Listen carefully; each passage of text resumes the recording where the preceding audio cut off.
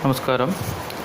നമ്മുടെ മൂന്നാമത്തെ അഡ്ജസ്റ്റ്മെൻ്റാണ് bad debts when there is del credere commission. Del credere commission ഉള്ള സമയത്ത് ബാഡ് ഡെറ്റ്സിനെ എങ്ങനെ കൺസിഡർ ചെയ്യണം? ഡെൽ ക്രെഡിറ്റർ കമ്മീഷൻ ഉള്ള സമയത്ത് ബാഡ് ഡെറ്റ്സ് എന്ന് പറയുന്നത് കൺസൈനിയുടെ എക്സ്പെൻസാണ്. അപ്പോൾ അതുകൊണ്ടത് കൺസൈനിയുടെ ബുക്കിൽ മാത്രമേ വരികയുള്ളൂ. ഡെൽ ക്രെഡിറ്റർ കമ്മീഷൻ ഉള്ള സമയത്ത് ബാഡ് ഡെറ്റ് എന്ന് പറയുന്നത് ആര് വഹിക്കണം? കൺസൈനിയാണ് ബാഡ് ഡെറ്റ് എക്സ്പെൻസ് വഹിക്കേണ്ടത്. അതുകൊണ്ട് കൺസൈനിയുടെ ബുക്കിൽ മാത്രമേ, അല്ലെങ്കിൽ കൺസൈനിയുടെ ജേണൽ എൻട്രിയിൽ മാത്രമേ ബാഡ് ഡെറ്റ് ട്രീറ്റ് ചെയ്യേണ്ടതായിട്ടുള്ളൂ. കൺസൈനർ ബാഡ് ഡെറ്റിനെ കുറിച്ച് ബോധർ ചെയ്യേണ്ട ആവശ്യകതയില്ല. When there is provision for payment of del credere commission, any amount of bad debts due to the insolvency of a debtor is to be borne by the consignee. Del credere commission payment provision ഉള്ള സമയത്ത് insolvency ഡെറ്ററിന് സംഭവിക്കുകയാണെങ്കിൽ അതുമൂലം ഉണ്ടാകുന്ന bad debt amount എന്ന് പറയുന്നത് consignee വഹിക്കേണ്ടതാകുന്നു. In such a case the consignor does not have to make any entry in his book for bad debts. അങ്ങനെ ഒരു അവസരത്തിൽ കൺസൈനർ അയാളുടെ ബുക്കിൽ ബാഡ് ഡെറ്റ്സിന് വേണ്ടി ഒരു എൻട്രിയും എഴുതേണ്ട കാര്യമില്ല. But the bad debts being a loss to the consignee, it should be record in his book by passing an entry bad debts account debtor to debtors. Bad debt എന്ന് പറയുന്നത് കൺസൈനിയെ സംബന്ധിച്ചിടത്തോളം ഒരു ലോസായി മാറുകയും അതിനാൽ അദ്ദേഹത്തിൻ്റെ ബുക്കിൽ ഒരു എൻട്രി പാസ് ചെയ്ത് ഇതിനെ റെക്കോർഡ് ചെയ്യുകയും ചെയ്യുന്നു. ജേണൽ എൻട്രി എന്ന് പറയുന്നത് കൺസൈനിയുടെ ബുക്കിൽ bad debts account debtor to debtors, bad debts account debtor to debtors എന്ന് എൻട്രി പാസ് ചെയ്ത് കൺസൈനിയുടെ ബുക്കിൽ എന്ത് ചെയ്യണം? ഈ ജേണൽ എൻട്രി എഴുതി പോസ്റ്റ് ചെയ്യണം. ഇതാണ് adjustment. Bad debts when there is del credere commission. Del credere commission ഉള്ള സമയത്ത് ബാഡ് ഡെറ്റ്സ് എന്ന് പറയുന്നത് കൺസൈനിയുടെ എക്സ്പെൻസാണ്. കൺസൈനർ അതിനെക്കുറിച്ച് ബോധർ ചെയ്യേണ്ട ആവശ്യം ഇല്ല. അടുത്ത മറ്റൊരു സബ് അഡ്ജസ്റ്റ്മെൻറ്റാണ് വരുന്നത്. എന്താണ് സംഭവിക്കുന്നത്? കൺസൈനർ അയക്കുന്ന സാധനങ്ങൾക്ക് എന്തെങ്കിലും ഡിഫക്റ്റോ അല്ലെങ്കിൽ ഡാമേജോ അല്ലെങ്കിൽ പുവർ ക്വാളിറ്റിയൊക്കെ ഉണ്ടാവുകയാണ് എങ്കിൽ ചില കസ്റ്റമേഴ്സ് എന്ത് ചെയ്യാം?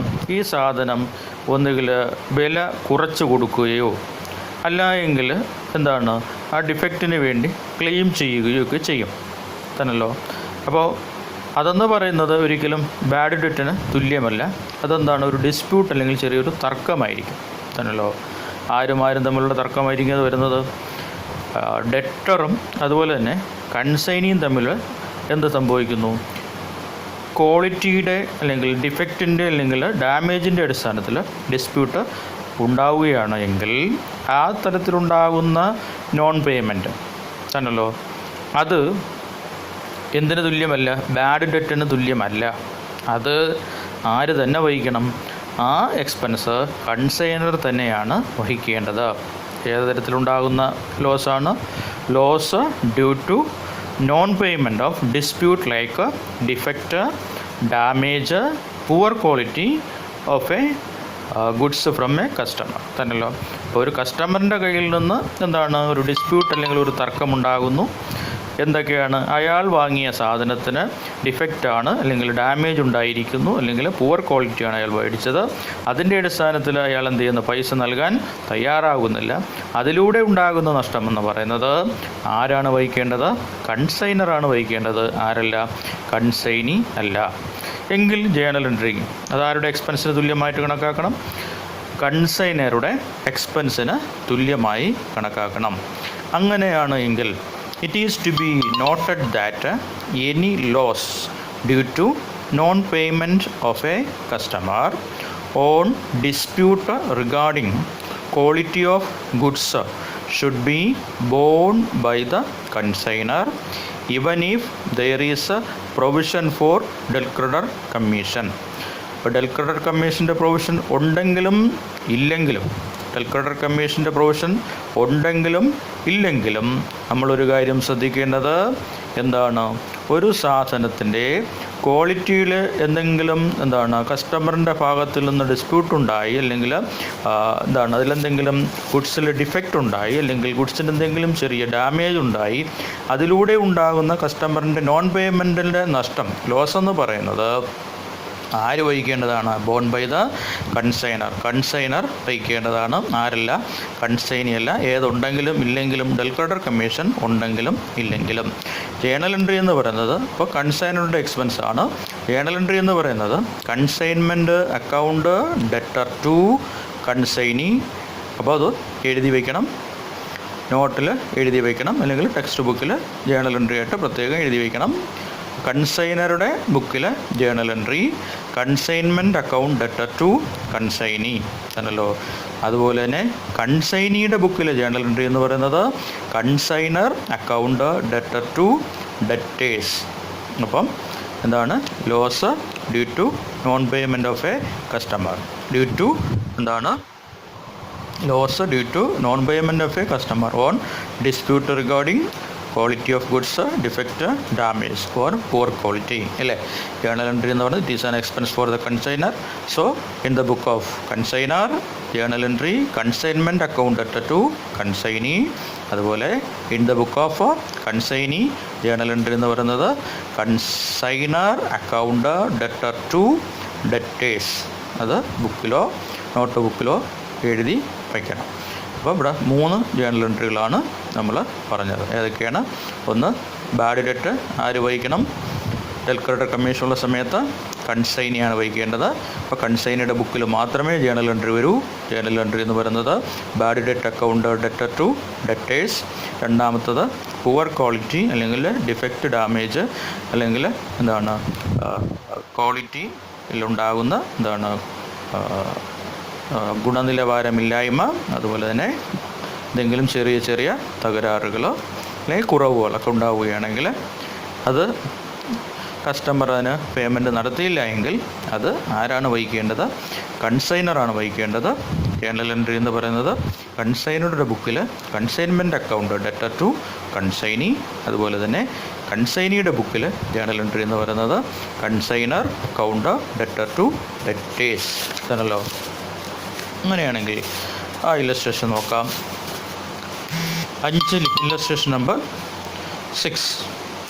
Anjali beauty products Madurai consigned 500 bottles of quality nail polish to beauty palace Anjal at ₹30. അപ്പോൾ അഞ്ജലി ബ്യൂട്ടി പ്രൊഡക്ട്സ് ആരാണ്? കൺസൈനറാണ്. അതുപോലെ തന്നെ ബ്യൂട്ടി പാലസ് അഞ്ചൽ എന്ന് പറയുന്നത് ആരാണ്? കൺസൈനിയാണ്. അപ്പോൾ നമ്മൾ വരയ്ക്കുന്ന 2 ബുക്കുകൾ ഏതാണ്?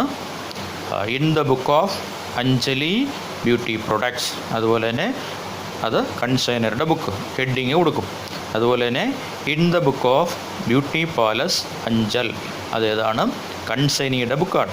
അതിന് നമ്മൾ എന്ത് കൊടുക്കണം? ഹെഡിങ് കൊടുക്കണം തന്നല്ലോ. അപ്പോൾ അയച്ച സാധനം പ്രൊഫോമ വാല്യൂ എത്രയാണ്? ഗുഡ്സ് സെൻഡ് ഓൺ കൺസൈൻമെൻറ്റ് എത്രയാണ്? 500 × 30 അല്ലേ? അങ്ങനെ 15,000 രൂപയാണ് എന്ന് പറയുന്നത് ഗുഡ്സ് സെൻഡ് ഓൺ കൺസൈൻമെൻറ്റ് അക്കൗണ്ടിൽ എഴുതാനുള്ളത്. They spend 200 for packing and 300 for freight and insurance and drew against the consignment a bill for the amount of 80% of the cost goods sent. അപ്പോൾ പറഞ്ഞിരിക്കുന്നത് പാക്കിംഗ് ചാർജ് ആർക്കുണ്ടായത്? അഞ്ജലി ബ്യൂട്ടി, അതായത് കൺസൈനർക്കുണ്ടായ ചിലവുകളാണ്. 200 രൂപ, 300 രൂപ. അപ്പോൾ എത്രയായി? 500 രൂപയാണ്. ഇതെവിടെ കാണിക്കണം? കൺസൈൻമെൻറ്റ് അക്കൗണ്ടിൽ ഡെബിറ്റ് സൈഡിൽ ബാങ്ക് എന്നും പറഞ്ഞാണ് കാണിക്കുന്നത്. അതിലുപരി എന്താണ്? ക്ലോസിംഗ് സ്റ്റോക്ക് അല്ലെങ്കിൽ അൺസോൾഡ് സ്റ്റോക്കിൻ്റെ വാല്യുവേഷൻ സമയത്ത് പ്രൊപ്പോർഷനേറ്റ് എക്സ്പെൻസ് കണക്കാക്കാനായിട്ടും ഈ എക്സ്പെൻസ് കൺസിഡർ ചെയ്യണം. അടുത്തത് അവർ ഒരു ബിൽ തയ്യാറാക്കി, അല്ലെങ്കിൽ ബിൽ ഓഫ് എക്സ്ചേഞ്ച് തയ്യാറാക്കി എന്നാണ് പറയുന്നത്. അയച്ച സാധനത്തിൻ്റെ കോസ്റ്റിൻ്റെ 80% എന്തെന്ന് പറയുന്നത് ബില്ല് തയ്യാറാക്കി. അങ്ങനെയാണെങ്കിൽ അയച്ച സാധനത്തിൻ്റെ കോസ്റ്റ് എത്രയാണ്? 500 × 30 അല്ലേ, പറയുമ്പോൾ എത്രയാണ്? 15,000 രൂപയാണ് അയച്ച സാധനത്തിൻ്റെ കോസ്റ്റ് എന്ന് പറയുന്നത്. ആ 15,000-ൻ്റെ എത്ര ശതമാനം കണ്ടുപിടിക്കണം? 80% കണ്ടുപിടിക്കണം അല്ലേ. ഈ 80% കണ്ടുപിടിച്ചിട്ട് എവിടെ കാണിക്കും? കൺസൈനറുടെ ബുക്കിൽ, കൺസൈനിയുടെ അക്കൗണ്ടിൽ ക്രെഡിറ്റ് സൈഡിൽ എന്തെന്നും പറഞ്ഞ് കാണിക്കും? By bills receivable. അതിലുപരി എന്താണ്? കൺസൈനറുടെ ബുക്കിൽ ബിൽസ് റിസീവബിൾ അക്കൗണ്ട് വരയ്ക്കുകയാണെങ്കിൽ അല്ലേ, അതിൽ ബിൽസ് റിസീവബിൾ അക്കൗണ്ടിൻ്റെ ഡെബിറ്റ് സൈഡിൽ ടു എന്താണ്? ബ്യൂട്ടി പാലസ് അഞ്ചൽ ഇത്ര എഴുതും. 15,000-ൻ്റെ എത്ര ശതമാനം? 80%. അപ്പോൾ 15,000 × 80% അല്ലേ എന്ന് പറഞ്ഞാൽ എത്രയാണ്? 12,000 രൂപയാണ് എന്തെന്ന് പറയുന്നത്? ബിൽസ് റിസീവബിൾ എന്ന് പറയുന്നത്. ഈ ബിൽസ് റിസീവബിൾ ഇവിടെയൊക്കെയാണ് കാണിക്കുന്നത്. 15,000-ൻ്റെ 80% ഈക്വൽ 12,000 രൂപ. 12,000 രൂപ എവിടെയൊക്കെ കാണിക്കണം? ഒന്ന് കൺസൈനറുടെ ബുക്കിൽ എവിടെ കാണിക്കും? കൺസൈനിയുടെ അക്കൗണ്ടിൽ ക്രെഡിറ്റ് സൈഡിൽ ബൈ ബിൽസ് റിസീവബിൾ എന്നും പറഞ്ഞും, അതിലുപരി ബിൽസ് റിസീവബിൾ അക്കൗണ്ടിൽ ഡെബിറ്റ് സൈഡിൽ ടു എന്താണ്? ബ്യൂട്ടി പാലസ് അഞ്ചൽ എന്നും പറഞ്ഞ് 12,000 രൂപ കാണിക്കും. പിന്നെ ഇവിടെ കാണിക്കും കൺസൈനിയുടെ ബുക്കിൽ ജേണൽ എൻട്രിയിൽ അല്ലേ എന്താണ്? Anjali beauty products account debtor to bills payable എന്നും പറഞ്ഞ് കാണിക്കും. On getting the acceptance, Anjali Beauty Products discounted the bill at a cost ₹600. അപ്പോൾ ബില്ല് കിട്ടി. ഈ ബില്ല് അഞ്ജലി ബ്യൂട്ടി പ്രൊഡക്ട്സ് അതായത് കൺസൈനർ ഡിസ്കൗണ്ട് ചെയ്തു. എത്ര രൂപയാണ് ഡിസ്കൗണ്ട് ചാർജ് എന്ന് പറയുന്നത്? 600 രൂപയാണ് ഡിസ്കൗണ്ട് ചാർജ്. ഈ 600 രൂപ എവിടെയാണ് കാണിക്കുന്നത്? ബിൽസ് റിസീവബിൾ അക്കൗണ്ടിൽ, ബിൽസ് റിസീവബിൾ അക്കൗണ്ടിൽ ക്രെഡിറ്റ് സൈഡിൽ അല്ലേ എത്ര? ഡിസ്കൗണ്ട് എന്നും പറഞ്ഞ് 600 രൂപ കാണിക്കും. പിന്നെ ക്രെഡിറ്റ് സൈഡിൽ ബൈ ബാങ്ക് എന്നും പറഞ്ഞ് 12,000-ൽ നിന്ന് 600 കുറച്ചാൽ 11,400 രൂപ ബിൽസ് റിസീവബിൾ അക്കൗണ്ടിൽ കാണിക്കും. രണ്ട് സൈഡും ടാലിയായി അത് അവസാനിക്കും. 12,000. Beauty palace Anchal sold 400 bottles of nail polish at ₹40, of which 50 bottles were on credit. Their sales expenses amount to ₹150. They are to get a commission of 4% plus 2% Elcreditor commission. അപ്പോൾ അങ്ങനെയാണെങ്കിൽ beauty palace Anchal എന്ത് ചെയ്തു? 400 ബോട്ടിൽ എന്ത് വിറ്റു? Nail polish വിറ്റു തന്നല്ലോ. എത്ര രൂപയ്ക്കാണ് വിറ്റത്? 40 രൂപയ്ക്കാണ് വിറ്റത്. അപ്പോൾ അതിൽ 400 ബോട്ടിൽ 40 രൂപയ്ക്ക് വിറ്റു. അതിൽ 50 ബോട്ടിൽ എന്ന് പറയുന്നത് കടത്തിനാണ് വിറ്റത്. അപ്പോൾ ഇവിടെ രണ്ടിൻ്റെയും, കടത്തിന് വിറ്റതിൻ്റെയും ക്യാഷിന് വിറ്റതിൻ്റെയും പ്രൈസ് സെയിം തന്നെയാണ്. അപ്പോൾ അതുകൊണ്ട് സ്പ്ലിറ്റ് ചെയ്യണമെന്നില്ല, ഒരുമിച്ച് വേണമെങ്കിൽ എന്നൊന്നും പറഞ്ഞ് എഴുതാം. നമുക്ക് ഈ സെയിൽ നമുക്ക് എഴുതാൻ കഴിയും. എന്നൊന്നും പറഞ്ഞ് ബൈ ബ്യൂട്ടി പാലസ് എന്നും പറഞ്ഞു ഒന്നുകിൽ 400 × 40 അങ്ങനെ തന്നെ എഴുതാം. അല്ലെങ്കിൽ സ്പ്ലിറ്റ് ചെയ്യണമെങ്കിൽ ക്യാഷ് അല്ലേ എവിടെയാണ്? കൺസൈൻമെൻറ്റ് അക്കൗണ്ടിൽ ബൈ ബ്യൂട്ടി പാലസ് എന്നും പറഞ്ഞ് എഴുതിയിട്ട് എന്താണ്? ക്യാഷ് അല്ലേ എത്രയാണ്? 350 × 40, അതുപോലെ തന്നെ ക്രെഡിറ്റ് 50 × 40 അങ്ങനെ ചേർത്ത് 16,000 രൂപ ഔട്ടർ കോളത്ത് എഴുതാം. അല്ലെങ്കിൽ ഒരേ വില ആയതുകൊണ്ട് നമുക്ക് എന്ത് ചെയ്യാം? ഒരുമിച്ചങ്ങ് എഴുതിയാലും മതി. 400 × 40 എത്രയാണ്? 16,000 രൂപ കൺസൈൻമെൻറ്റ് അക്കൗണ്ടിൽ എന്തെന്നും പറഞ്ഞ് എഴുതുക? ബ്യൂട്ടി പാലസ് എന്നും പറഞ്ഞ് എഴുതുക. അതുപോലെ തന്നെ ബ്യൂട്ടി പാലസ് അക്കൗണ്ടിൽ എന്താണ്? ടു കൺസൈൻമെൻറ്റ് അല്ലേ എന്നും പറഞ്ഞ് എത്ര എഴുതുക? 16,000 രൂപ എഴുതുക. ഇനി വന്നിരിക്കുന്നത് സെയിൽസ് എക്സ്പെൻസാണ്. 150 രൂപ സെയിൽസ് എക്സ്പെൻസ് ഉണ്ടായി. 150 രൂപ സെയിൽസ് എക്സ്പെൻസ് ഉണ്ടായി എന്ന് പറഞ്ഞിരിക്കുന്നു. അത് എന്താണ്? വെയർ ഹൗസിൽ വന്നതിന് ശേഷം ഉള്ള ചിലവാണ്. വെയർ ഹൗസിന് വന്നതിന് ശേഷമുള്ള ചിലവ് എന്താണ്? റെക്കറിങ് നേച്ചർ ഉള്ളതാണ്. അപ്പോൾ അതിനെ എവിടെ എടുക്കേണ്ട? കൺസൈൻമെൻറ്റ് അൺസോൾഡ് സ്റ്റോക്കിൻ്റെ വാല്യുവേഷന് കൺസിഡർ ചെയ്യേണ്ട, പക്ഷേ എന്തായിട്ട് കണക്കാക്കുക? കൺസൈനിയുടെ എക്സ്പെൻസ് ആയിട്ട് കണക്കാക്കുക. അപ്പോൾ ഇവിടെ കാണിക്കണം കൺസൈൻമെൻറ്റ് അക്കൗണ്ടിൽ ഡെബിറ്റ് സൈഡിൽ അല്ലേ എന്താണ്? ആരാണ്? ബ്യൂട്ടി പാലസ് എന്നും പറഞ്ഞ് ഡെബിറ്റ് സൈഡിൽ എഴുതുക. അതുപോലെ തന്നെ ഇവിടെ ബ്യൂട്ടി പാലസിൻ്റെ അക്കൗണ്ടിൽ ക്രെഡിറ്റ് സൈഡിൽ ബൈ കൺസൈൻമെൻറ്റ് എന്ന് പറഞ്ഞെഴുതുക. അതിലുപരി എന്താണ് ബ്യൂട്ടി പാലസിൻ്റെ ബുക്കിൽ അല്ലേ എന്താണ് അവരുടെ എക്സ്പെൻസായിട്ട് എത്ര കാണിക്കുക, ഈ 150 രൂപ എന്താണ് Anjali beauty products debtor to bank എന്നും പറഞ്ഞ് കാണിക്കണം. ഇനി നോക്കുക, കമ്മീഷൻ കൊടുക്കുന്നത് 4% നോർമൽ കമ്മീഷനാണ്, പ്ലസ് 2% വെൽ ക്രെഡർ കമ്മീഷനാണ്. അപ്പോൾ നമ്മൾ മൊത്തം എത്രയാണ് എടുക്കേണ്ടത്, 4 + 2 മൊത്തം എത്ര ശതമാനം, 6% എന്തെന്ന് പറയുന്നത് കമ്മീഷൻ. ഏതുകൂടെ ചേർത്താണ്, വെൽ ക്രെഡർ കമ്മീഷനോട് ചേർത്താണ്. അങ്ങനെയാണെങ്കിൽ ടോട്ടൽ സെയിൽ നമ്മൾ കണ്ടുപിടിച്ച് വെച്ചിട്ടുണ്ട്. 400 ബോട്ടിൽ എത്ര രൂപ വെച്ചാണ്, 40 രൂപ വെച്ചാണ്. അപ്പോൾ 16,000 രൂപ കിട്ടി. 16,000-ൻ്റെ എത്ര ശതമാനം കണ്ടുപിടിക്കുക, 6% കണ്ടുപിടിക്കുക. ആ 6% എന്ന് പറയുന്നത് കമ്മീഷൻ എന്ന് പറയുന്നത് എവിടെയൊക്കെ കാണിക്കും, ഒന്ന് കൺസൈൻമെൻറ്റ് അക്കൗണ്ടിൽ അതാണ് ഡെബിറ്റ് സൈഡിൽ അല്ലേ ബ്യൂട്ടി പാലസ് എന്നും പറഞ്ഞ് ഈ കമ്മീഷൻ കാണിക്കും. അതുപോലെ തന്നെ ബ്യൂട്ടി പാലസ് അക്കൗണ്ടിൽ എന്താണ് ബൈ കൺസൈൻമെൻറ്റ് എന്നും പറഞ്ഞ് ഈ കമ്മീഷൻ കാണിക്കും. അതിലുപരി കൺസൈനിയുടെ എന്താണ് ബുക്കിലെ ജേണൽ എൻട്രി അല്ലേ എന്താണ് Anjali beauty products debtor to commission എന്നും പറഞ്ഞ് ഈ കമ്മീഷൻ കാണിക്കണം. എത്രയാണ്, 16,000-ൻ്റെ എത്ര ശതമാനമാണ്, 6%. 4 + 2 എന്നല്ലോ. അപ്പോൾ ഡെൽ ക്രെഡർ കമ്മീഷൻ ഉണ്ട്, മനസ്സിലാക്കി വെച്ചേക്കുക. ഡെൽ ക്രെഡർ കമ്മീഷൻ ഉണ്ടെങ്കിൽ ബാഡ് ഡെറ്റ് വരികയാണെങ്കിൽ ആര് വഹിച്ചോളണം, കൺസൈനി വേണം വഹിക്കാനുള്ളത്. അപ്പോൾ ശ്രദ്ധിക്കണം തന്നല്ലോ. നോക്കുക, A customer who boat 10 bottle of nail polish on credit became insolvent തന്നല്ലോ. 10 നെയിൽ പോളിഷ് മേടിച്ച കസ്റ്റമർ എന്തായി മാറി, ഇൻസോൾവെൻ്റായിട്ട് മാറി. അയാളിൽ നിന്ന് എത്ര രൂപ മാത്രമേ കിട്ടിയോളൂ, 200 രൂപ മാത്രമേ ഫുൾ സെറ്റിൽമെൻറ്റായിട്ട് കിട്ടിയോളൂ. അപ്പോൾ അയാൾ എത്രയാണ് തരാനുള്ളതെന്ന് കണ്ടുപിടിക്കാം. 10 ബോട്ടിലാണ് അയാൾ മേടിച്ചത് അല്ലേ. ഒരു ബോട്ടിലിന് ക്യാഷിനും ക്രെഡിറ്റിനും ഒരേ വില തന്നെയാണ്. എത്ര രൂപ, 40 രൂപയാണ്. അപ്പം 10 × 40 എത്ര രൂപയാണ്, 400 രൂപയാണ് അയാൾ കടത്തിന് സാധനം മേടിച്ചുകൊണ്ട് പോയത്. അപ്പോൾ 400 രൂപയുടെ സാധനം മേടിച്ചുകൊണ്ട് പോയതിൽ അയാളിൽ നിന്ന് എത്ര രൂപ നമുക്ക് കിട്ടി, 200 രൂപ നമുക്ക് കിട്ടി. അപ്പം 400-ൽ കിട്ടിയത് 200 രൂപ. ഇനി കിട്ടാത്തത് എത്രയാണ്, 200 രൂപയാണ് തന്നല്ലോ. ആ 200 രൂപയാണ് എന്തെന്ന് പറയുന്നത് നമ്മുടെ ബാഡ് ഡെറ്റ് എന്ന് പറയുന്നത്. അപ്പോൾ ബാഡ് ഡെറ്റ് എങ്ങനെ കണ്ടുപിടിച്ചു, ഇയാൾ ടോട്ടൽ പർച്ചേസ് എത്രയാണ്, 10 ബോട്ടിൽ മേടിച്ചു. എത്ര രൂപ വെച്ചാണ് മേടിച്ചത്, 40 രൂപ വെച്ചാണ് മേടിച്ചത്. അങ്ങനെ 10 × 40 പറഞ്ഞാൽ 400 രൂപയാണ് അയാൾ തരാനുള്ളത്. അയാൾ ഇൻസോൾവൻ്റ് ആയപ്പോൾ അയാളുടെ കയ്യിൽ നിന്ന് എത്ര രൂപയെ കിട്ടിയോളൂ, 200 രൂപയാണ് കിട്ടിയത്. അപ്പോൾ കിട്ടാനുള്ളത് ഇനി എത്രയാണ്, 200 രൂപയാണ് കിട്ടാനുള്ളത്. ആ കിട്ടാത്ത തുക എന്തായിട്ട് കണക്കാക്കുക, ബാഡ് ഡെറ്റായിട്ട് കണക്കാക്കുക. ഈ ബാഡ് ഡെറ്റ് തന്നല്ലോ 200 രൂപ ആരുടെ ചിലവാണ്, കൺസൈനിയുടെ ചിലവാണ്. അപ്പോൾ ആരുടെ ബുക്കിൽ ഇത് വേണ്ടേ വേണ്ട, കൺസൈനിയുടെ ബുക്ക് വരയ്ക്കുമ്പോൾ ഇവിടെ വേണ്ട. പക്ഷേ കൺസൈനിയുടെ ബുക്കിൽ ജേണൽ എൻട്രി എഴുതുമ്പം ഇത് വേണം അല്ലേ. എന്തെന്നും പറഞ്ഞ് കാണിക്കും, ബാങ്ക് അക്കൗണ്ട് ഡെറ്റർ എത്ര രൂപ, 400 രൂപ കാണിക്കില്ല, 200 രൂപ കാണിക്കണം അല്ലേ.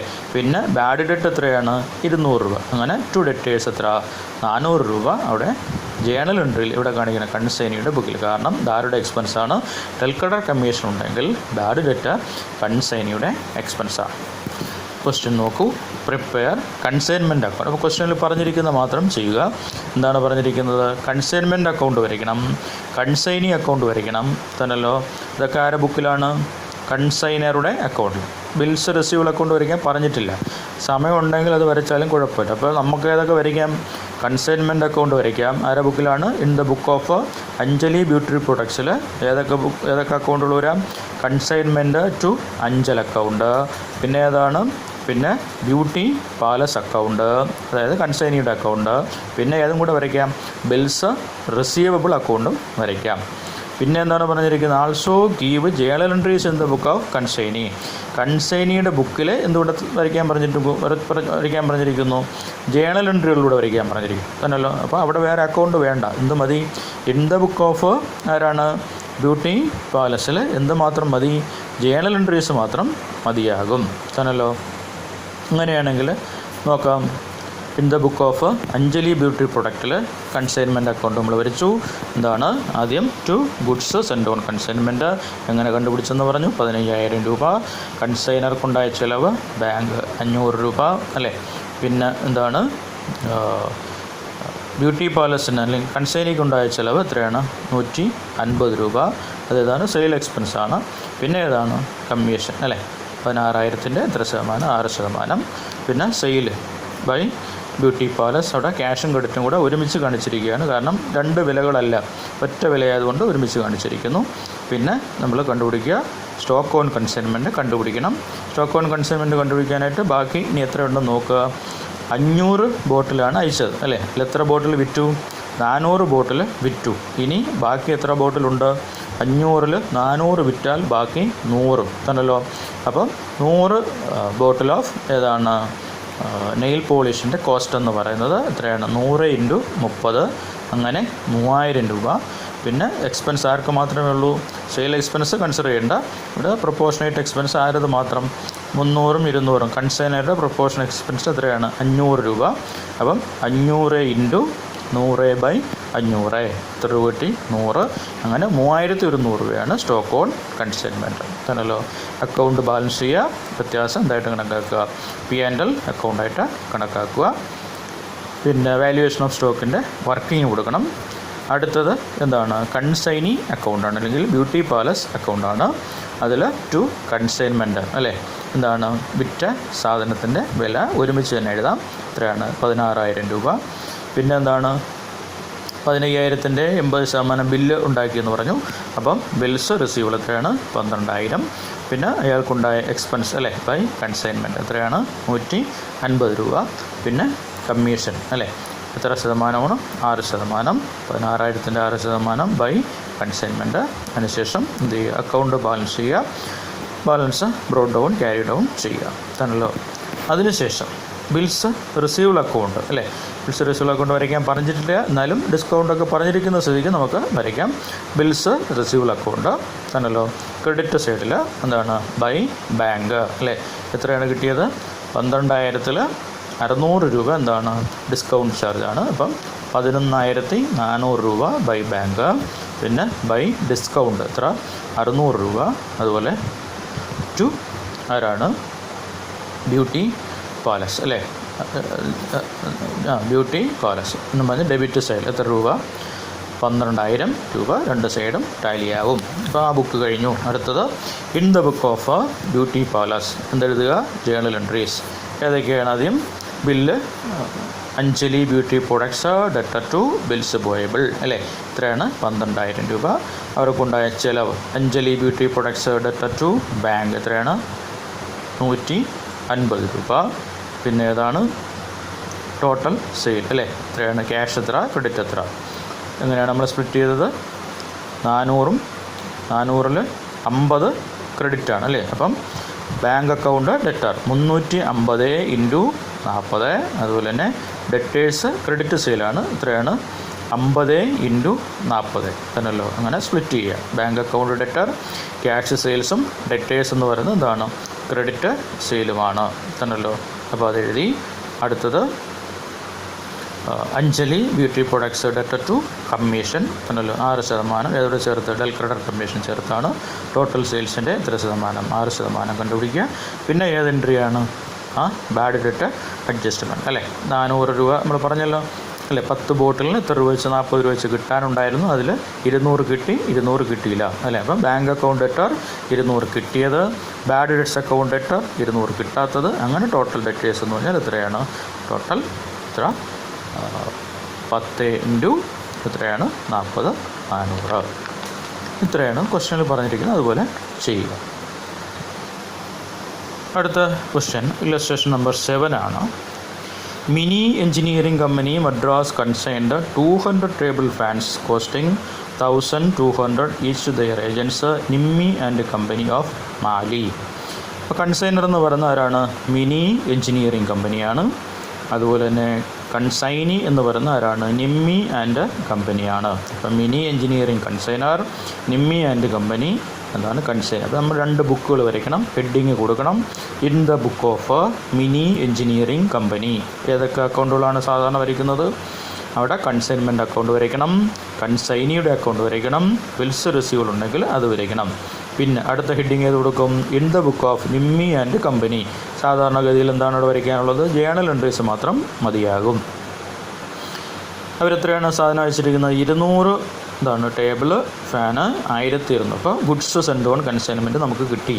എത്രയാണ്? 200 ഇൻറ്റു എത്രയാണ്? 1200 എന്തെന്ന് പറയുന്നത് ഗുഡ്സ് സെൻഡ് ഓൺ കൺസൈൻമെൻറ്റ് എന്ന് പറയുന്നത്. അടുത്ത നോക്കുക, ഒരു ബില്ല് എഴുതി അല്ലേ? എത്രയാണ്? 1,60,60,000 ബില്ലാണ് എഴുതിയത്. അത് ബാങ്കിൽ കൊണ്ടുപോയി എന്ത് ചെയ്തു? ഡിസ്കൗണ്ട് ചെയ്തു 1,54,000 രൂപയ്ക്ക്. അപ്പോൾ 1,60,60,000 ബില്ല് എമൗണ്ടാണ്. ബിൽസ് റിസീവബിൾ കൺസൈനിയുടെ സംബന്ധിച്ചിടത്തോളം 1,60,60,000, ബിൽസ് പേയബിൾ കൺസൈനിയെ സംബന്ധിച്ചിടത്തോളം 1,60,60,000. അപ്പോൾ ഇവിടെ എന്താണ്? ഡിസ്കൗണ്ട് ചെയ്തുകൊണ്ട് പറ്റുമെങ്കിൽ എന്ത് വരയ്ക്കുക? ബിൽസ് റിസീവബിൾ അക്കൗണ്ട് വരയ്ക്കുക. ബിൽസ് റിസീവബിൾ അക്കൗണ്ട് വരയ്ക്കുമ്പം എന്താണ്? ഒന്ന് എന്താണ് 2 എന്താണ് നിമ്മി അല്ലേ ആൻഡ് കമ്പനി എത്ര കാണിക്കും? ബിൽസ് റിസീവബിൾ അക്കൗണ്ടിൻ്റെ ഡെബിറ്റ് സൈഡിൽ 1,60,60,000.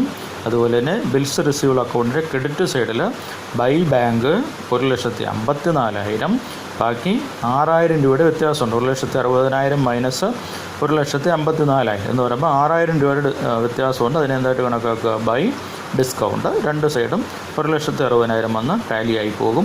പിന്നെ ഈ 1,60,60,000 രൂപ ഇവിടെ കാണിക്കണം കൺസൈനിയുടെ അക്കൗണ്ടിൽ എന്ന് പറഞ്ഞാൽ നമ്മുടെ നിമ്മി ആൻഡ് കമ്പനിയുടെ അക്കൗണ്ടിൽ ബൈ ബിൽസ് റിസീവബിൾ എന്ന് പറഞ്ഞ് 1,60,60,000 കാണിക്കണം. ഇത് പിന്നെ എവിടെയും കാണിക്കും? കൺസൈനിയുടെ ബുക്കിൽ ജേണൽ എൻട്രിയിലും കാണിക്കും അല്ലേ? എന്തെന്നും പറഞ്ഞ് മിനി എഞ്ചിനീയറിംഗ് ഡെറ്റർ ടു എന്താണ് ബിൽസ് പേയബിൾ എന്ന് പറഞ്ഞ് 1,60,60,000 നിമ്മി ആൻഡ് കമ്പനിയുടെ ബുക്കിലെ ജേണൽ എൻട്രിയിലും കാണിക്കണം. കൺസൈനർക്കുണ്ടായ ചിലവുകൾ പറഞ്ഞിരിക്കുന്നു. എത്രയാണ്? 4,000 രൂപ ക്യാരിയേജ് ഇൻഷുറൻസ് അല്ലേ? അപ്പോൾ കൺസൈനർക്കുണ്ടായ ചിലവ് 4,000 രൂപയാണ്. നോൺ റിക്കറിങ് എക്സ്പെൻസാണ്. എവിടെയാണ് കാണിക്കുന്നത്? കൺസൈൻമെൻറ്റ് അക്കൗണ്ടിൽ ടു ബാങ്ക് എന്നും പറഞ്ഞ് കാണിക്കണം. പിന്നെ എന്ത് വേണം? അൺസോൾഡ് സ്റ്റോക്കിൻ്റെ വാല്യുവേഷന് പ്രൊപ്പോർഷനേറ്റ് എക്സ്പെൻസ് എടുക്കാൻ ഈ 4,000 വേണം. നിമ്മി ആൻഡ് കമ്പനി എന്താണ് paid duty and charges 8,000 and sold 160 fan set rupees 1,500 for cash, 20 fan set 1,600 on credit. ഇപ്പം നിമ്മി ആൻഡ് കമ്പനിക്ക് വന്നിരിക്കുന്ന നോൺ റിക്കറിങ് എക്സ്പെൻസുകളാണ്. എത്രയാണ്? 8,000 രൂപയാണ് പറഞ്ഞിരിക്കുന്നത്. അപ്പോൾ എവിടെയൊക്കെ കാണിക്കും? ഒന്ന് കൺസൈൻമെൻറ്റ് അക്കൗണ്ടിൽ ഡെബിറ്റ് സൈഡിൽ എന്ന് പറഞ്ഞ് കാണിക്കും ടു നിമ്മി ആൻഡ് കമ്പനി എത്ര? 8,000 രൂപ. അതുപോലെ തന്നെ നിമ്മി ആൻഡ് കമ്പനിയുടെ അക്കൗണ്ടിൽ ബൈ കൺസൈൻമെൻറ്റ് 8,000 രൂപ. അതിലുപരി നിമ്മി ആൻഡ് കമ്പനിയുടെ ബുക്കിൽ അല്ലേ എന്താണ് എക്സ്പെൻസ് എന്തും പറഞ്ഞെഴുതും? Mini engineering debtor to bank എത്ര രൂപ? 8,000 രൂപ. ഈ 8,000 രൂപ എന്തിനു വേണം? അൺസോൾഡ് സ്റ്റോക്കിൻ്റെ പ്രൊപ്പോർഷനേറ്റ് എക്സ്പെൻസ് കണക്കാക്കാൻ വേണം. കാരണം ഇതെന്താണ്? നോൺ റെക്കറിങ് എക്സ്പെൻസ് ആണ്. ഇനി നോക്കുക, സെയിലാണ് പറഞ്ഞിരിക്കുന്നത്. രണ്ടും പറഞ്ഞിട്ടുണ്ട്, ക്യാഷും ഉണ്ട് ക്രെഡിറ്റും ഉണ്ട്. അപ്പോൾ അതുകൊണ്ട് നമ്മൾ സ്പ്ലിറ്റ് ചെയ്ത് എഴുതുന്നതായിരിക്കും നല്ലത്. കണ്ടല്ലോ. അപ്പം by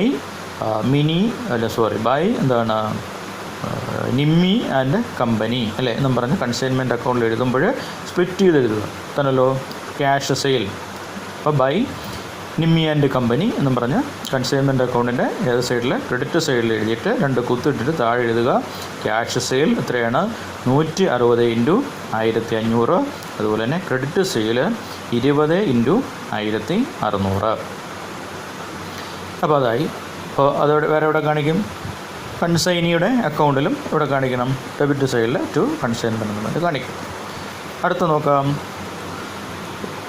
one customer owing rupees 1,600 failed to pay because of insolvency, and another customer deducted 6,600 because of dispute regarding quality അല്ലേ? അപ്പോൾ ഒരു കസ്റ്റമർ 1,600 രൂപ തന്നില്ല. എന്താണ്? അയാൾ ഇൻസോൾവൻ്റായി തന്നല്ലോ. അപ്പോൾ ഇൻസോൾവൻ്റായി. അപ്പോൾ ബാഡ് ഡെറ്റ് അവിടെ ഉണ്ടാകാൻ സാധ്യതയുണ്ട്. എത്ര കിട്ടിയെന്ന് നോക്കാം പിന്നീട്. എന്തായാലും 1,600 രൂപയാണ് അറ്റ് പ്രസൻറ്റ് എന്തായിട്ട് നിൽക്കുന്നത്? കിട്ടാക്കടം അല്ലെങ്കിൽ ബാഡ് ഡെറ്റായിട്ട് നിൽക്കുന്നത്. ഡെൽക്രെഡർ കമ്മീഷൻ ഉണ്ട് എങ്കിൽ ഇതാരുടെ എക്സ്പെൻസാണ്? കൺസൈനിയുടെ എക്സ്പെൻസാണ്. ആര് ബോദർ ചെയ്യേണ്ട? കൺസൈനർ ബോദർ ചെയ്യേണ്ട കാര്യമില്ല. പക്ഷേ എന്താണ് അനദർ കസ്റ്റമർ അല്ലേ 600 രൂപ കുറച്ച് കൊടുത്തു. എന്തുകൊണ്ട്? ഡിസ്പ്യൂട്ട് ഓൺ ക്വാളിറ്റി അല്ലേ. അപ്പോൾ ഡിസ്പ്യൂട്ട് ഓൺ ക്വാളിറ്റി അനുസരിച്ച് ഉണ്ടാകുന്ന ലോസ് ആര് തന്നെ വഹിക്കണം? കൺസൈനറാണ് വഹിക്കേണ്ടത്. അതുകൊണ്ട് ഇത് ആരുടെ എക്സ്പെൻസാണ്?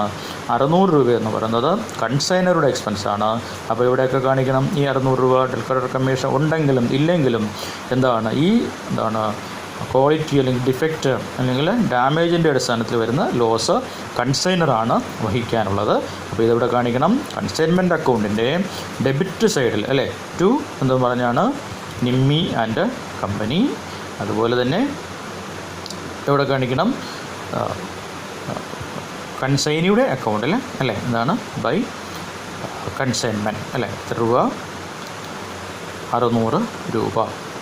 ഇനി എവിടെയും കാണിക്കണം നിമ്മി ആൻഡ് കമ്പനിയുടെ ജേണൽ എൻട്രി എഴുതുമ്പോൾ അവിടെയും ഈ 600 രൂപ കാണിക്കണം. അത് ഏതിൽ കുറച്ചാണ് കാണിക്കുന്നത്? ഡെറ്റേഴ്സ് കുറച്ചാണ് കാണിക്കുന്നത്. ആ 2 എൻട്രികളാണ് നമ്മളവിടെ ആ സമയത്ത് നമ്മൾ പറഞ്ഞു. ഏതൊക്കെയായിരുന്നു?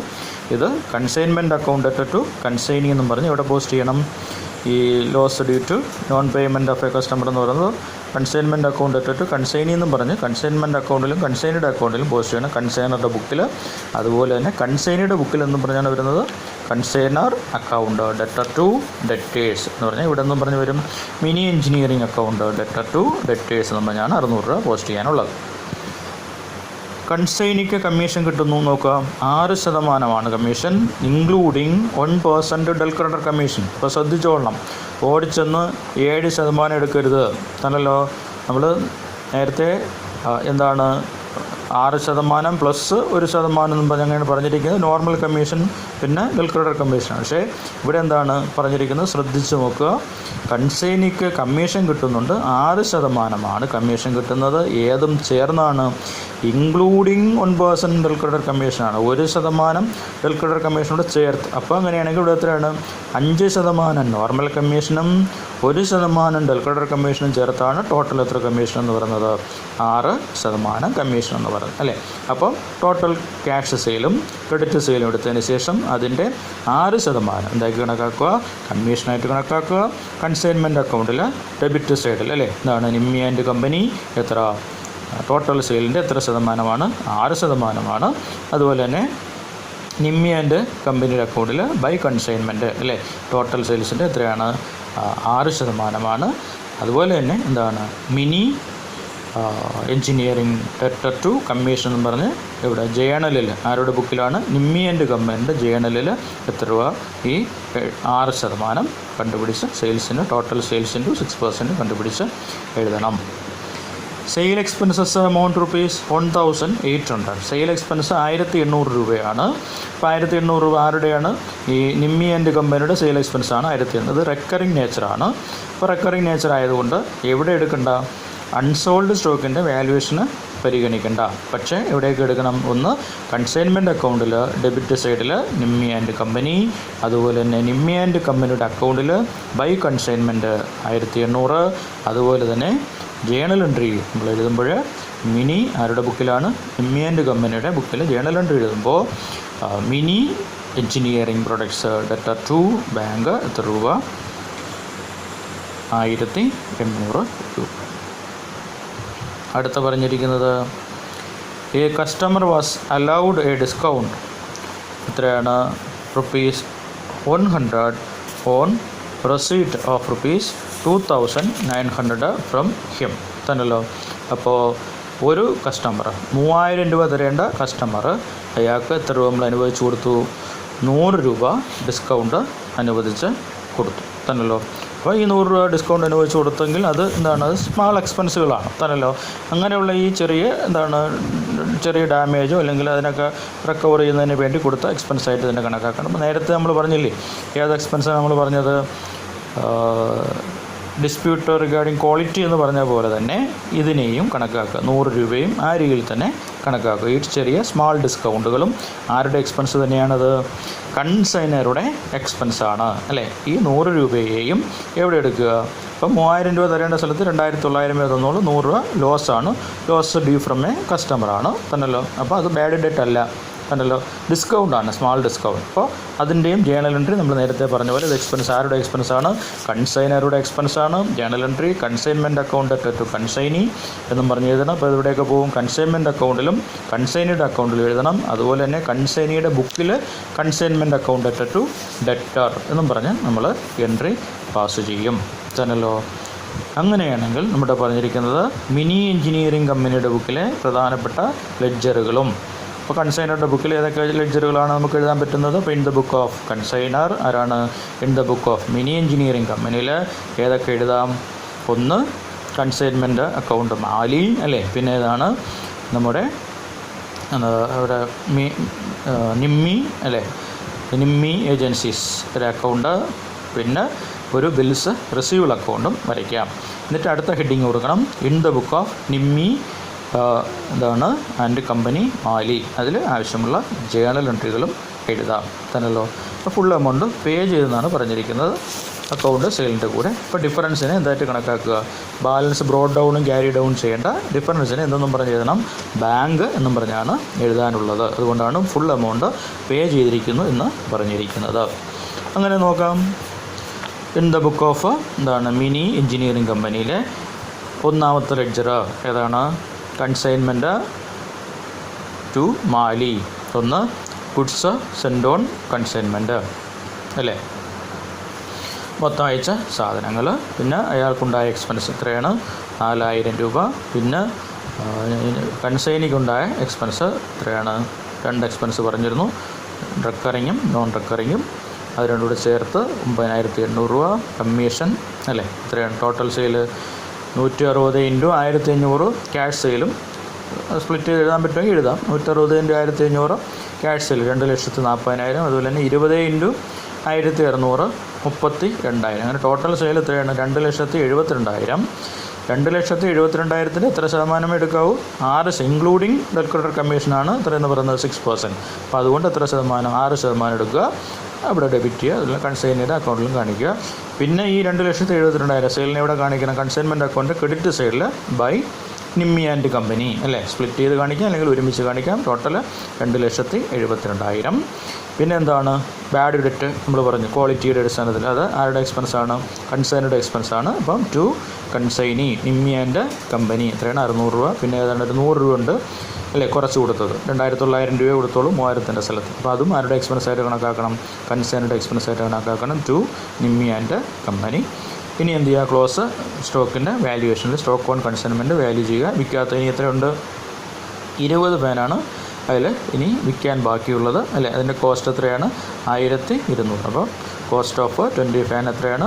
20 × 1,200 24,000. പിന്നെ പ്രൊപ്പോർഷണേറ്റ് എക്സ്പെൻസുകൾ 4000 കൺസൈനറുടെ എക്സ്പെൻസ് ആയിരുന്നു. അതിൽ 200 20 അല്ലേ. അപ്പം 4000 × unsold stock 20 divided by total stock 200 അല്ലേ. അപ്പോൾ 400. അതുപോലെ തന്നെ കൺസൈനിയുടെ ടോട്ടൽ നോൺ റെക്കറിങ് എന്ന് പറഞ്ഞാൽ 8,000 ആയിരുന്നു. ഇൻറ്റു അൺസോൾഡ് എത്രയാണ്? 20 ഡിവൈഡഡ് ബൈ ടോട്ടൽ എത്രയായിരുന്നു? 200. അപ്പോൾ 800. അങ്ങനെ ടോട്ടൽ എത്ര കിട്ടി? 25,200 തന്നല്ലോ. അത് എന്താണ്? നമ്മുടെ സ്റ്റോക്ക് ഓൺ കൺസൈൻമെൻറ്റ് എന്ന് പറഞ്ഞ് എഴുതുക. അതിനുശേഷം അക്കൗണ്ട് ബാലൻസ് ചെയ്യുക. പിന്നെ ഞാൻ പറഞ്ഞു ഒരു അക്കൗണ്ട് ഏതാണ്? Bills receivable account. അങ്ങനെ വരയ്ക്കണമെന്ന് അപ്പോഴും തന്നെ പറഞ്ഞായിരുന്നു. പിന്നെ ഏതാണ്? നിമ്മി ആൻഡ് കമ്പനി അല്ലേ, കൺസൈനിയുടെ ബുക്കാണ്. കൺസൈനിയുടെ ബുക്കിൽ ഏതൊക്കെയാണ്? ബില്ലിൻ്റെ കാര്യം പറഞ്ഞിരുന്നു. എത്ര? 1,60,000. പിന്നെ അയാൾക്ക് ഉണ്ടായ ചിലവുകൾ അല്ലേ എത്രയാണ്? 9,800 ടോട്ടൽ എക്സ്പെൻസാണ്. പിന്നെ ഏതാണ്? കമ്മീഷൻ 16,300. പിന്നെ ഡിസ്പ്യൂട്ട് എത്രയാണ്? 600. അതുപോലെ തന്നെ ഡിസ്പ്യൂട്ട് ഡിസ്കൗണ്ട് എത്രയാണ്? 100 അല്ലേ. പിന്നെ total sale to consignment difference പറഞ്ഞ് balance carry down brought down ചെയ്യേണ്ട. അയാൾ എന്ത് ചെയ്തു? ഡ്രാഫ്റ്റായിട്ട് പേ ചെയ്തു. അതുകൊണ്ട് ബൈ ബാങ്ക് എന്നും പറഞ്ഞ് എഴുതുക. അടുത്ത ഹെഡിങ് എന്താണ്? ഇൻ ദ ബുക്സ് ഓഫ് കൺസൈനിയുടെ ബുക്കാണ് നമ്മൾ വരയ്ക്കുന്നത്. അപ്പോൾ ഹെഡിങ് കൊടുക്കണം ഇൻ ദ ബുക്ക് ഓഫ് എന്താണ്? Nimmi and company. അതിലെന്തൊക്കെയാണ്? ഫസ്റ്റ് ബില്ല് എഴുതുന്നു അല്ലേ. Mini and company debtor to bills payable 1,60,000. അടുത്തത് എക്സ്പെൻസ് കൊടുക്കുന്നു. Mini and company debtor to bank. Total എക്സ്പെൻസാണ്, സ്പ്ലിറ്റ് ചെയ്തിട്ടില്ല, മൊത്തം എക്സ്പെൻസുകളാണ്. പിന്നെ എന്താണ്? ക്യാഷ് സെയിൽ ക്രെഡിറ്റ് സെയിൽ അല്ലേ. ക്യാഷ് സെയിൽ എത്രയാണ്? 160 into 1500 bank account debtor 160 into 1500. അടുത്ത ഡെറ്റേഴ്സ് അക്കൗണ്ട് ഡെറ്റാർ എത്രയാണ് 20 into 1600. Credit sale total to Mini and company 2,72,000. അടുത്ത ശ്രദ്ധിക്കാനുള്ളത് ആ തന്നിരിക്കുന്ന പേരുകൾ എററുണ്ട്. Nimmi and company Nimmi and company Nimmi and company എന്ന് പറഞ്ഞിരിക്കുന്ന അത് തന്നല്ലോ എല്ലാം വെട്ടണം. വെട്ടിയിട്ട് എന്തെന്ന് പറയണം മിനി ആൻഡ് കമ്പനിയാണ് തന്നല്ലോ. അപ്പോൾ അവിടുത്തെ ആ ജേണൽ എൻട്രി തെറ്റാണ്. നിമ്മി ആൻഡ് കമ്പനിക്ക് വരും അടുത്ത ജേണൽ കമ്മീഷൻ അല്ലേ. ഇതാണ് നമ്മുടെ ജേണൽ എൻട്രി. ഇതാണ് consignor account debtor to commission. ഇതാണ് ജേണൽ എൻട്രി. കൺസൈനർ ആരാണ്? മിനി ആൻഡ് കമ്പനിയാണ് കൺസൈനർ. അതുകൊണ്ട് journal entry Mini and company debtor to commission തന്നല്ലോ. 2,72,000 എത്ര ശതമാനം? 6%. അതുപോലെ തന്നെ അടുത്ത് എന്താണ് 600 രൂപ അല്ലേ. 600 രൂപ ആരുടെ എക്സ്പെൻസാണ്? നമ്മുടെ കൺസൈനറുടെ എക്സ്പെൻസാണ്. ഡിസ്പ്യൂട്ട് ക്വാളിറ്റിയാണ് അല്ലേ. അപ്പോൾ കൺസൈനറുടെ എക്സ്പെൻസാണ്. എന്ത് ചെയ്യണം? Consignor account debtor to debtors എന്നാണ് ജേണൽ എൻട്രി. അവിടെ നിമ്മി ആൻഡ് കമ്പനി കട്ട് ചെയ്യണം. എന്നിട്ട് എന്തോന്ന് എഴുതണം? Mini and company debtor to debtors തന്നല്ലോ. അടുത്തത് ഒരു ഡെറ്ററിൻ്റെ കയ്യിൽ നിന്ന് എത്രയാണ്? 100 രൂപ കുറച്ചാണ് കിട്ടിയത് തന്നല്ലോ. അപ്പോൾ അത് അവിടെ അഡ്ജസ്റ്റ് ചെയ്യണം. അതും ആര് തന്നെയാണ് അഡ്ജസ്റ്റ് ചെയ്യാനുള്ളത്? Consignor account debtor to debtors ആണ് ജേണൽ എൻട്രി. അപ്പം ഇത്ര രൂപ കിട്ടി? 2,900 കിട്ടി. അപ്പോൾ ബാങ്ക് അക്കൗണ്ട് ഡെറ്റർ 2,900. അതുപോലെ തന്നെ 100 രൂപ ആരുടെ എക്സ്പെൻസാണ്? കൺസൈനറുടെ എക്സ്പെൻസാണ്. അതുകൊണ്ട് mini and company Nimmi and company അവിടെയും വെട്ടണം. അത് എഴുതണം മിനി ആൻഡ് കമ്പനി ഡെറ്റർ 100 രൂപ. അങ്ങനെ ടു ഡെറ്റേഴ്സ് എത്രയാണ്? 3,000 രൂപ. അടുത്തത് ബാഡ് ഡെറ്റ് അല്ലേ. ബാഡ് ഡെറ്റ് ഇവിടെ പറഞ്ഞിട്ടുണ്ട്. എത്രയാണ്? 1,600 ആണ്. അപ്പം bad debt account debtor to debtors ആര് തന്നെ വഹിക്കണം? കൺസൈനി തന്നെ വഹിക്കണം. എന്തുകൊണ്ട്? ഡെൽ ക്രെഡിറ്റർ കമ്മീഷൻ ഉള്ളത് കൊണ്ട്. അപ്പോൾ bad debts account debtor to debtors 1,600. അതിനുശേഷം കൊടുത്ത പൈസ അല്ലേ എത്രയാണ്? കൺസൈനിയുടെ അക്കൗണ്ട് നോക്കിയാൽ അവിടെ ബാങ്ക് എന്നും പറഞ്ഞ് എഴുതിയ തുക ഇവിടെ നിന്നും പറഞ്ഞ് അവിടെ നിമ്മി ആൻഡ് കമ്പനി കട്ട് ചെയ്യണം. എന്തെന്നും പറഞ്ഞ് തന്നെ എഴുതണം? Mini and company. That means consignor account debtor to bank ആണ്. അപ്പം Mini and company debtor to bank എന്ന് പറഞ്ഞാൽ അക്കൗണ്ടിൻ്റെ ബാലൻസ് തന്നല്ലോ. അത് എഴുതി നിർത്താം. അപ്പോൾ പ്രാക്ടീസ് പ്രോബ്ലം തന്നല്ലോ. ഏത് മുതൽ ഏത് വരെയാണ് നമ്മൾ ഏതുവരെയാണ് ചെയ്തത്? 5 അല്ലേ. 5-ലെ ആൻസർ 1,28,800 അല്ല 300 ആണ്. നമുക്ക് ചെയ്യാനുള്ളത് ക്വസ്റ്റ്യൻ നമ്പർ 6, അതുപോലെ തന്നെ question number 7, question number 8, question number 10, 9, 10, അതുപോലെ തന്നെ 11. അത്ര ക്വസ്റ്റ്യനുകളാണ് നമുക്ക് ചെയ്യാനുള്ളത്. അപ്പോൾ എന്ത് ചെയ്യണം? മാക്സിമം ചെയ്യാനുള്ളത് ചെയ്യുക. ഏതൊക്കെ ക്വസ്റ്റ്യനുകളാണ്? ക്വസ്റ്റ്യൻ നമ്പർ 6, 7, 8, 9, 10, 11 തന്നല്ലോ. അങ്ങനെ 11 ചോദ്യമുണ്ട്. അതിൽ ഏതെങ്കിലും പ്രോബ്ലങ്ങൾ സോൾവ് ചെയ്ത് അയച്ചു തരണമെങ്കിൽ അയച്ചു തരാം. ക്വസ്റ്റ്യൻ വായിച്ച് നോക്കിയിട്ട് ഡൗട്ട് ഉണ്ടെങ്കിൽ പറയണം. വാട്സാപ്പിലൂടെ തന്നെ ഓരോരോ ക്വസ്റ്റ്യനുകൾ എക്സ്പ്ലെയിൻ ചെയ്ത് തരാം തന്നല്ലോ. അപ്പം അടുത്ത ക്ലാസ്സിൽ അത് സോൾവ് ചെയ്ത് തരാനുള്ളതാണ്. ഏത് മുതലാണ്? 6 മുതൽ ഏതുവരെയുള്ള ക്വസ്റ്റ്യനുകളാണ്? 11 വരെയുള്ള ക്വസ്റ്റ്യനുകൾ സോൾവ് ചെയ്യണം. വീണ്ടും പറയുകയാണ്, എന്തെങ്കിലും ഡൗട്ട് ഉണ്ടെങ്കിൽ വാട്സാപ്പിലൂടെ മെസ്സേജ് ഇടുക. ഞാൻ ഓരോ ചോദ്യങ്ങൾ എക്സ്പ്ലെയിൻ ചെയ്ത് തരാം. ഇനി സോൾവ് ചെയ്ത് അയച്ചു തരണമെങ്കിൽ എന്ത് ചെയ്യാം? അയച്ച് തരുന്നതായിരിക്കും. ഓക്കെ. അപ്പോൾ നമ്മൾ 3 അഡ്ജസ്റ്റ്മെൻറ്റുകൾ പ്ലസ് ഒരു സബ് അഡ്ജസ്റ്റ്മെൻറ്റും പഠിച്ച് കഴിഞ്ഞിരിക്കുന്നു. അടുത്ത ക്ലാസ്സിൽ വീണ്ടും കാണാം. ഞാൻ സ്റ്റഡി വർക്ക് മെസ്സേജ് ചെയ്യുന്നതാണ്. എല്ലാവരും അത് അയച്ച് തരണം. 2 ദിവസത്തെ ഗ്യാപ്പ് തരും. ഓക്കെ. Thank you.